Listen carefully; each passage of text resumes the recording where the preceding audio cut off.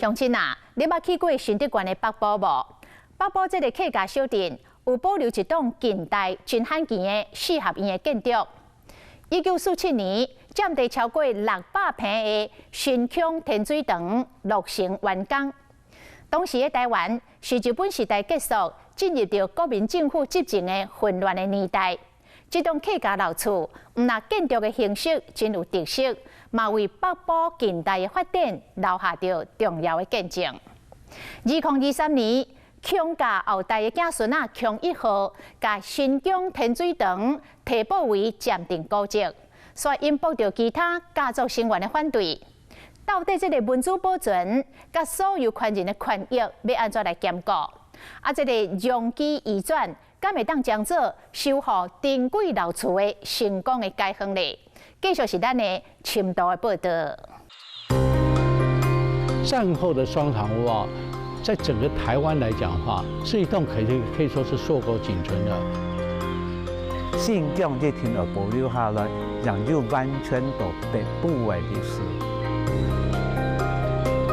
古迹保存从来不是一件浪漫的事情，比较麻烦是你怎么去经营下去，它要能够为自己去找到后面的活路。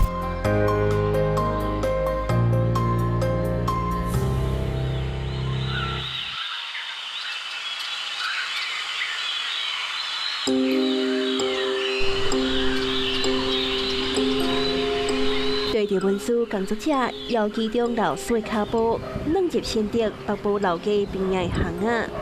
眼前四合院的建筑高铺架雕，刷捌伫半世纪前的台湾引领风骚。这个就是我们的新疆天水堂。新疆天水堂的来北埔的第一代叫做江满堂。我们现在看到是江满堂的儿子江瑞金，在1947年盖的这个双堂屋。所谓双堂屋，也就是说，它要进2人门这是一种比较讲究、比较有钱、有身份地位的人才会盖这种双堂屋。占地650坪，真有气势。风称作新腔天水堂的客家古厝，是目前全台客家聚落现存规模上大、罕见、相当恶的建筑。它的前堂可以看出他们还有客家民居的一个特色有天水堂的堂号出现。客家民居呢比较素雅，所以大量使用白墙为主色调而且这个白墙还有一个优点，可以增加太阳反射的亮度，让这个空间比较明亮一点。走进来，我们可以看到这边出现了，在1947年在当时一个讲究的一个西洋式的工法，这叫洗石子的工法。有中西风格加一点日本特色，传统甲现代共存的建筑表现，透露出1947年兴建的新腔天水堂不平凡的形式。这是很少见的他把他的新宫、竣工的年代交代很清楚。民国36年是一个很特别的一个年代，因为太平洋战争，因为国共内战，因为228事件，社会动荡不安，经济疲软，在这边出现一栋讲究的传统客家双合院所以相当的弥足珍贵。战后的双堂屋是一栋可以说是硕果仅存的。19世纪末年代，新竹北部腔家在当地一当讲是化水会简单的存在，其中腔家又个分作老腔甲新腔，精彩的家族历史由新腔天水堂的子孙70岁的腔1号道道讲来。这一位就是我的祖父江瑞金，他也就是盖这个宅地的主人。北埔的历史基本上分为2段，前一段是讲开拓史，开拓史主要是由老江来完成的。那新疆家族呢，他在北埔是后面一段的产业史。这个家族出了很多的乡长那这个家族振兴地方的产业，就把北埔的东方美人茶行销到全世界。江家的老江跟新疆撑起了北埔开发的半边天。我从这边出生以后长大，从那边住，最早是住在这个横屋，啊，最早是住这横屋，那边是我睡觉的地方，这是客厅，这边是我书房。到了求学甲做兵，强以后唔捌离开故乡，踮故厝为青春照甲老。目前强大哥也是新疆天水堂唯一的住户。这边来讲，是当时我妈妈因为中风嘛，中风不方便，最近几年我都睡在这边。这个才是那个，会感觉也是，对，也是早期的，这种衣柜应该算是日本式的，你们可以看到这边有一个漏水痕迹，对，漏水痕迹，脚是这上面就有漏水，这里面也漏水，所以我们看。我这个桶子，就是接水的对，这个桶子是接水用的。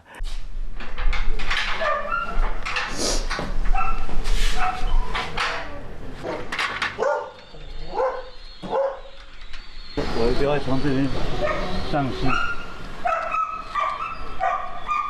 这边比较陡。好。小心小心。会有点滑滑的，没关系，小心哦。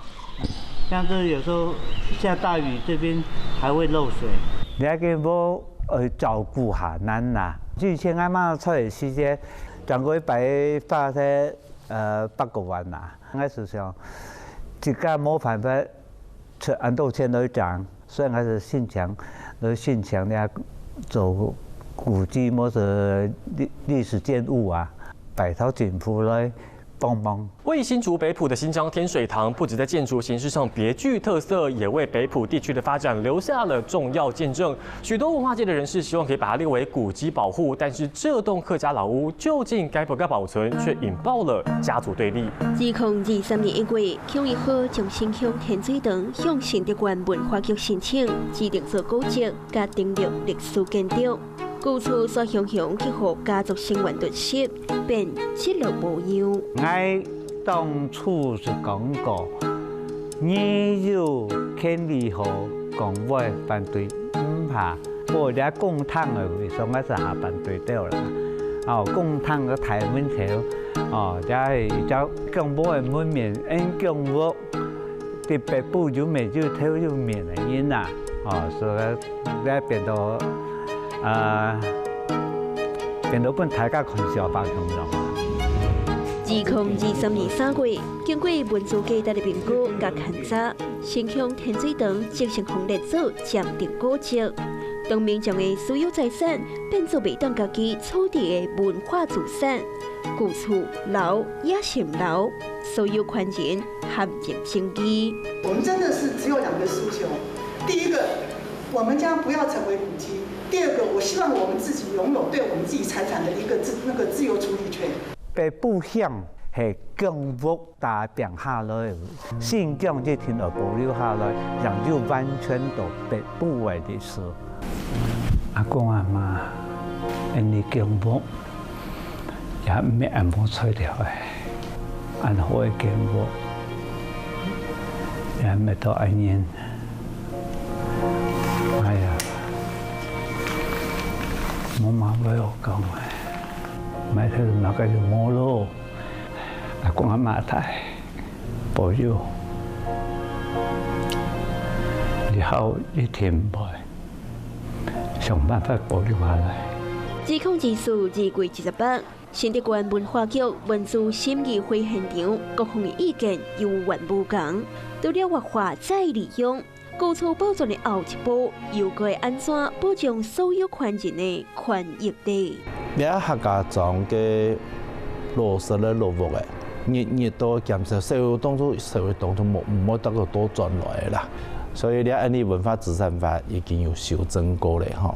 同一只都市计划区当中，吼做得了了用捷，吼移晒到其他的新嘅建筑，所以咧天水堂佢拆退来以后，做得起极多嘅物嘅，吼极多嘅平数，咧照样欠一本，所以我都咧特别主讲，亲上来来拜托，吼安尼加速。好好来沟通，哈，也增进迄只两全其美嘅，哈，甚至三全其美嘅一只做法。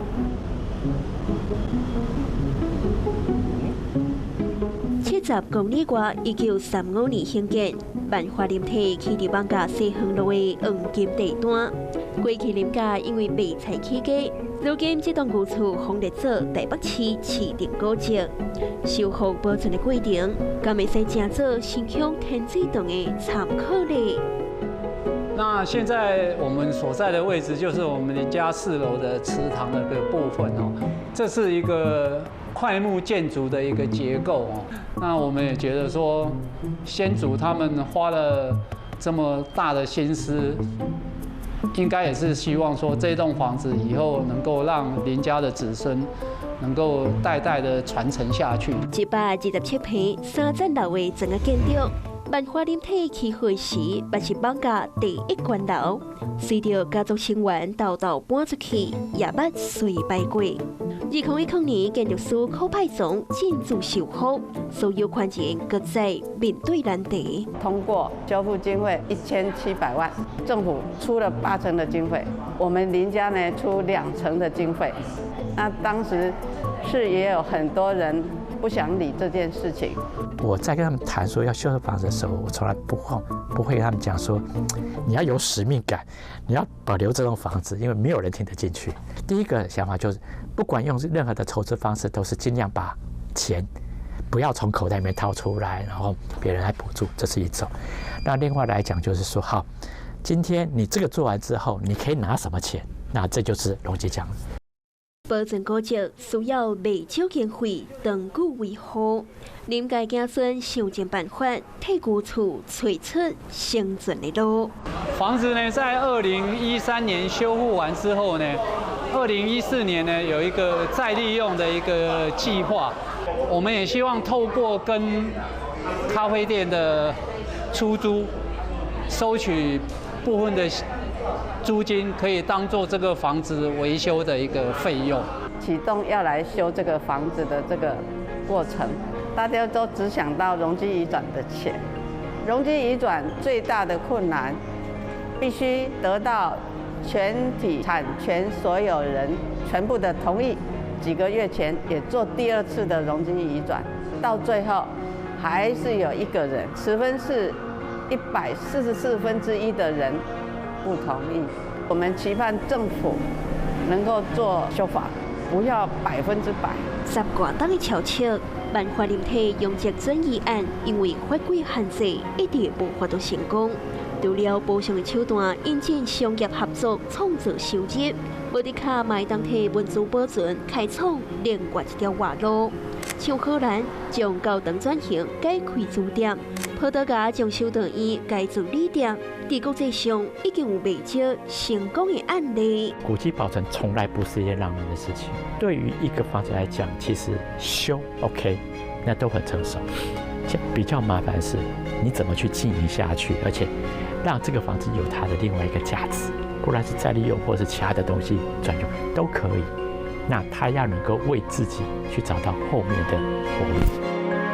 经过无数的风霜，恬静无声的旧厝，替无法度复刻的历史文化留下珍贵的记忆。文资保存的战争，凡事袂当避免混假甲冲击，总嘛毋是无解的难题。